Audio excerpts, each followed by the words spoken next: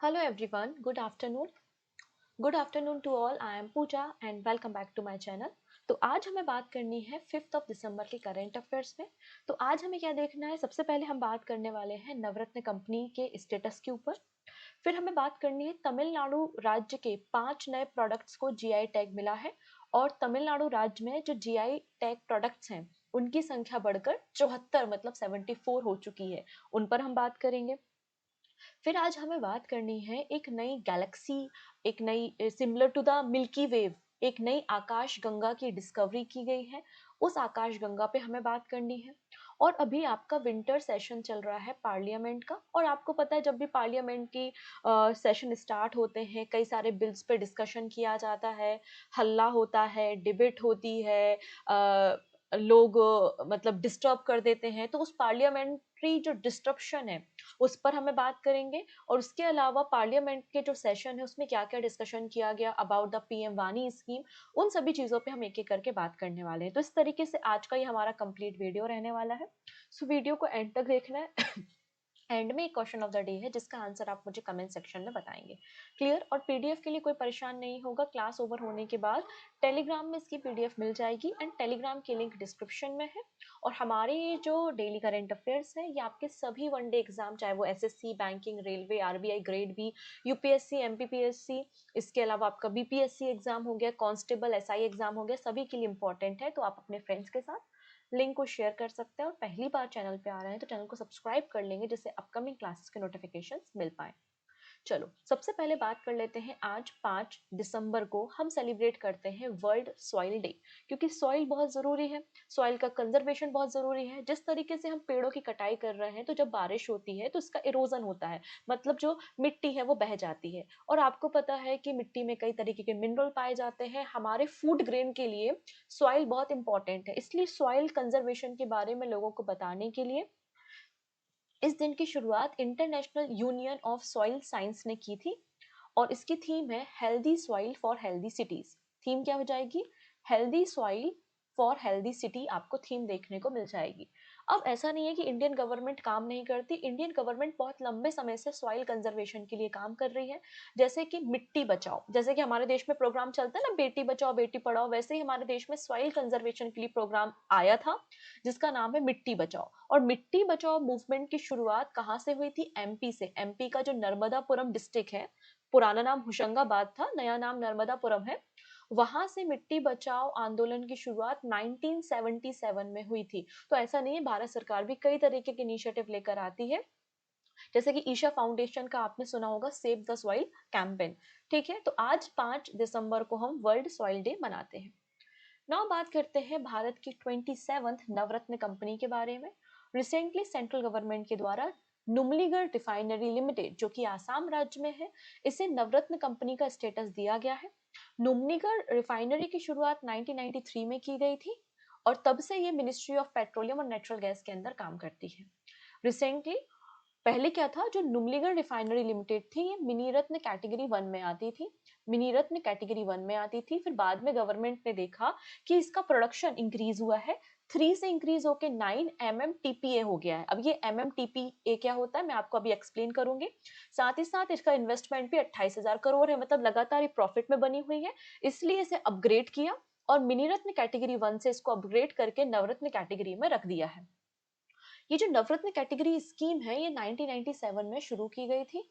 ठीक है, जब किसी कंपनी को नवरत्न कैटेगरी में रखा जाता है तो उस कंपनी को कई सारी फाइनेंशियल फ्रीडम मिल जाती है कि वो जॉइंट वेंचर बना सकता है, फॉरेन में अपने इन्वेस्टमेंट कर सकता है, साथ ही साथ अप टू 1000 करोड़ रुपीज या अपनी नेट वर्थ का 15% तक किसी भी सिंगल प्रोजेक्ट में इन्वेस्ट कर सकता है गवर्नमेंट के अप्रूवल के बिना। अब यहाँ पे बताया कि नुमलीगढ़ रिफाइनरी लिमिटेड का जो प्रोडक्शन है वो 3 से बढ़कर 9 MMTPA हो गया है। MMTPA का मतलब होता है million metric tons per annum. Generally oil और जो गैस होती है इंडस्ट्री में उनकी जो कैपेसिटी है रिफाइनरी में प्रोडक्शन की, उसको हम MMTPA में कैलकुलेट करते हैं। ठीक है, million metric tons per annum. अब यहाँ पे एक छोटी सी लिस्ट है 27वें नंबर की नवरत्न कंपनी तो पता चल चुकी है, नुमलीगढ़ है। अब यहाँ पे ये 26 कंपनी है जो कि नवरत्न कैटेगरी में शामिल की गई है। सबसे पहले 1997 में आपका जो एमटीएनएल था ना, महानगर टेलीफोन निगम लिमिटेड, उसको नवरत्न कैटेगरी में रखा गया था। बाकी आप इन कंपनीज के नाम पढ़ सकते हैं, इसकी लिस्ट आपको पीडीएफ में मिल जाएगी।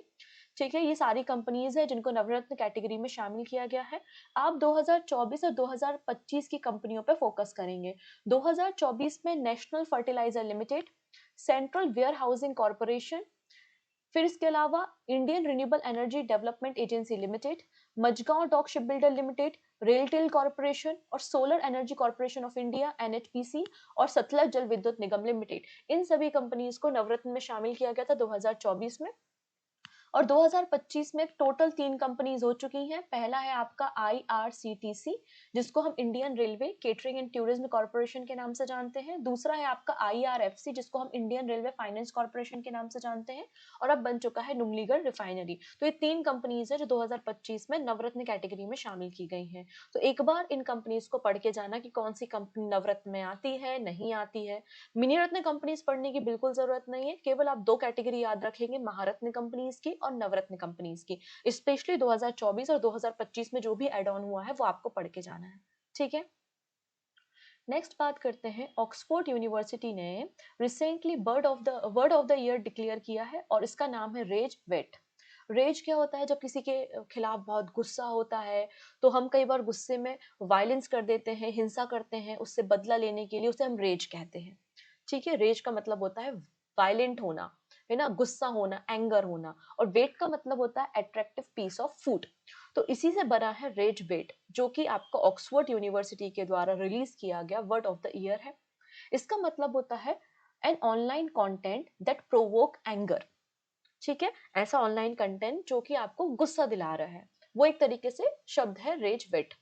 इसके अलावा कैम्ब्रिज डिक्शनरी ने word of the year declare किया था पैरासोशियल। मैंने आपको पैरासोशियल के बारे में बताया है, जब आप कोई मूवी, कोई कार्टून सीरीज देखते हैं और कोई पर्सन या पर्सनालिटी आपको पसंद है और आप उसके प्रति क्या होते हो, अट्रैक्ट होते हो, है ना, एक तरीके से वन साइडेड जो कनेक्शन होता है उसको हम पैरासोशियल के नाम से जानते हैं। ठीक, नेक्स्ट है 5 products from Tamil Nadu receive the GI tag. तो रिसेंटली तमिलनाडु गवर्नमेंट ने 5 नए प्रोडक्ट को जीआई टैग दिया हुआ है और तमिलनाडु राज्य में टोटल जीआई प्रोडक्ट की संख्या 74 मतलब 74 हो चुकी है। कौन कौन से हैं वो प्रोडक्ट? सबसे पहले देखेंगे अंबास मुद्रम चोप्पू सामान, ये जो लकड़ी से बना हुआ जो वुडन टॉय है, इसके ऊपर बात की गई है। इसके अलावा है बोराई और कॉटन साड़ी, इस पे हम डिस्कशन करेंगे। नेक्स्ट है कविंद पड़ी नथु सकारी, मतलब ये ट्रेडिशनल जो जैगरी पाउडर है जो कि गन्ने से, शुगर केन से बनाया जाता है। नेक्स्ट है नमाकल सोप स्टोन कुकवेयर, वो आपके सोप स्टोन से, पत्थर से बने हुए आपने देखे होंगे ना, चटनी वटनी पीसने के लिए इस्तेमाल करते हैं वो। और नेक्स्ट आता है आपका थुइया मली राइस, जो कि एक ट्रेडिशनल राइस वेराइटी है। तो आप लोग ने इस तरीके की साड़ियां देखी होंगी कॉटन की, जिसमें इस तरीके से चौड़ी सी बॉर्डर होती है। ये तिरुचि डिस्ट्रिक्ट में बनाई जाती है, बैंक ऑफ कावेरी। ठीक है, और जनरली जो देव क्या है इसका नाम, हाँ, इसका नाम है आपका देवनगा कम्युनिटी के द्वारा इसे तैयार किया जाता है। इसमें डिफरेंट मोटिव्स आपको देखने को मिलते हैं, जोग्राफिकल फीचर्स और शेप्स देखने को मिलते हैं। ठीक है, ये जो साड़ी है कॉटन सिल्क की है और इसको जीआई टैग दिया गया है। फिर आपका यहाँ पे थोई माली राइस है, इसे पर्ल राइस भी कहा जाता है क्योंकि इसका शाइनी टेक्सचर होता है। ठीक है, नेक्स्ट है आपका कविंदपदी नत्तू सकारी, मतलब आपका शक्कर जैगरी पाउडर तमिलनाडु में तैयार किया जाता है शुगर केन को क्रश करके।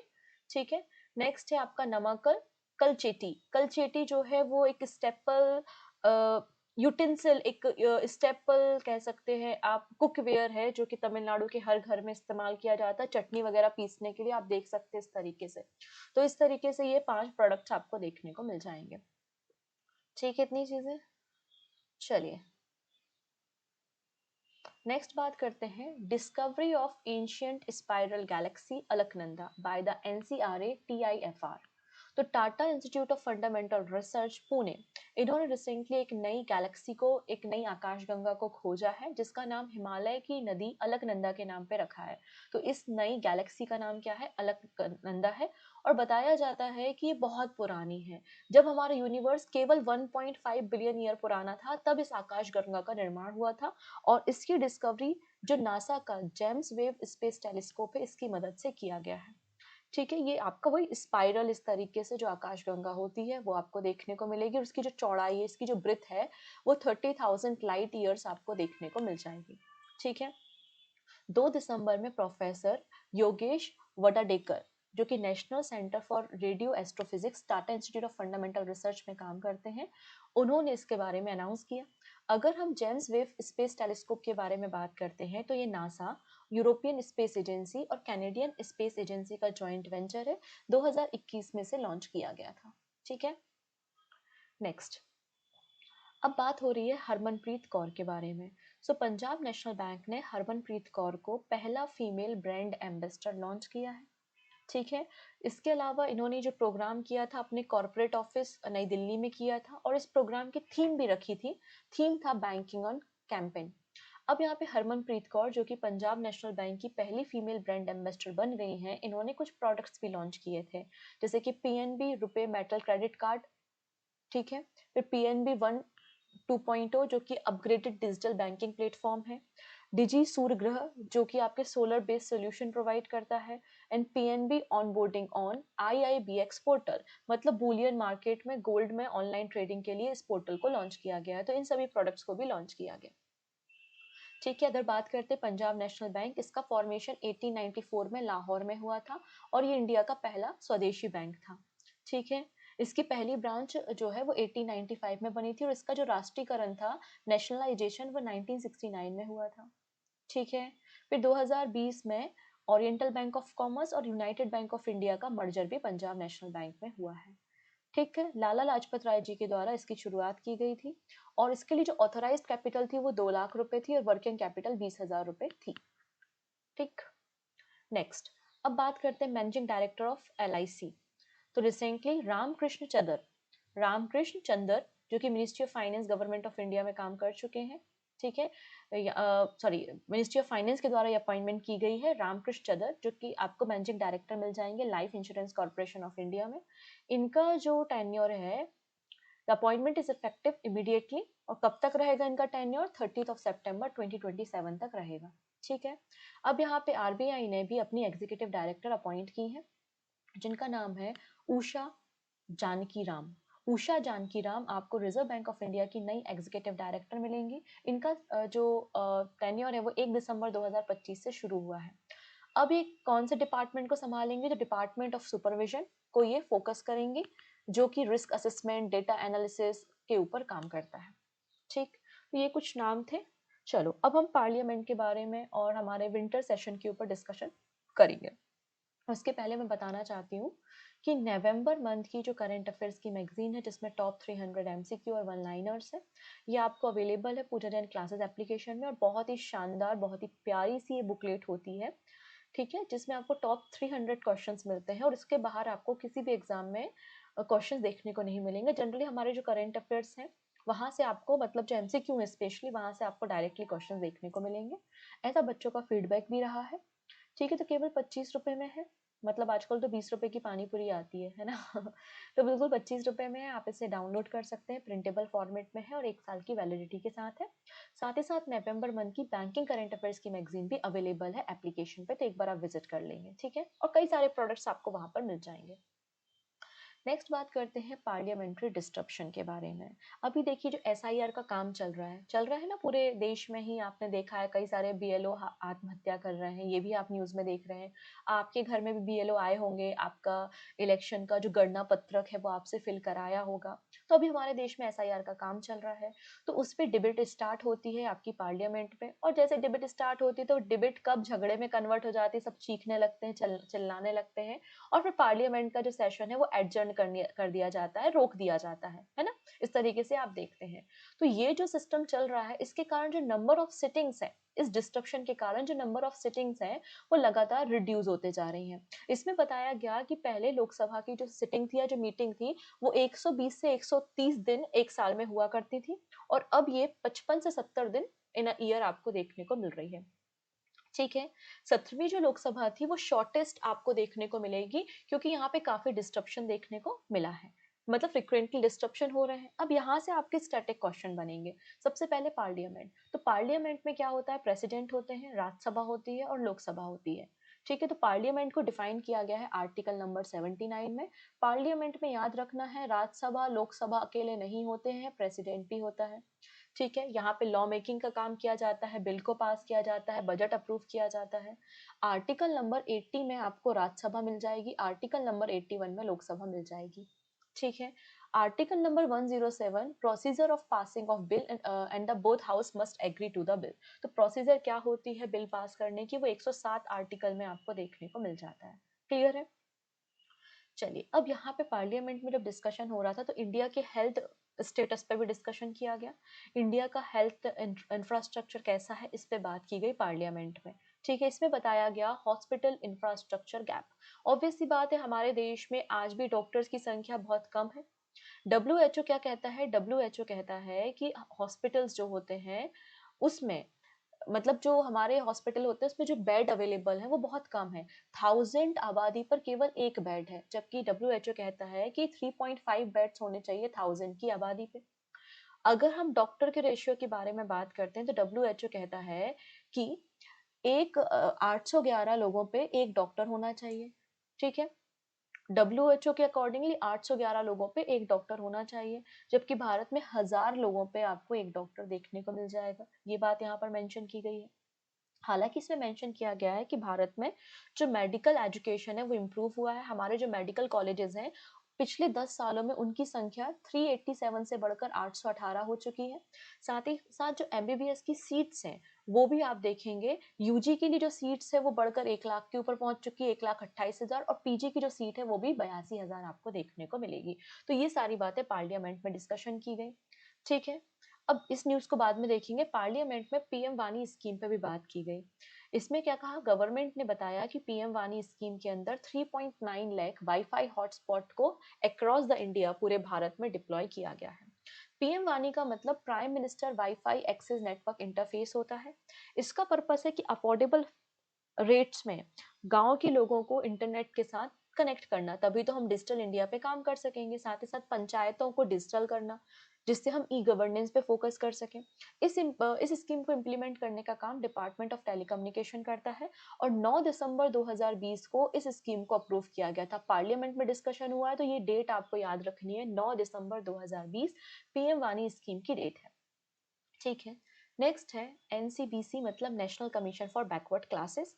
अब इन्होंने क्या कहा है, देखो इन्होंने क्या कहा है कि वेस्ट बंगाल में 35 ऐसी कम्युनिटी है, जिसमें से कई ऐसे मुसलमान कम्युनिटी भी हैं, है ना, जिनको मतलब जिनका असेसमेंट किया गया और जिनको ओबीसी की लिस्ट से बाहर करने की जरूरत है, ऐसा रिकमेंडेशन दिया है एनसीबीसी ने। अभी कुछ हुआ नहीं है, केवल रिकमेंडेशन है, मानना ना मानना स्टेट गवर्नमेंट के ऊपर है। तो NCBC has recommended excluding 35 communities mostly Muslim from the West Bengal central OBC list. Central जो ओबीसी लिस्ट है उससे 35 कम्युनिटी वेस्ट बंगाल की अलग करने की जरूरत है, ऐसा ऐसा एनसीबीसी का रिकमेंडेशन है। एनसीबीसी का मतलब है national commission for backward classes. Article 338 B, this is very important article, article 338 B के अंदर एनसीबीसी का फॉर्मेशन हुआ, मतलब ये आपकी एक कॉन्स्टिट्यूशनल बॉडी आपको देखने को मिल जाएगी। ठीक है, इतनी चीजें डन।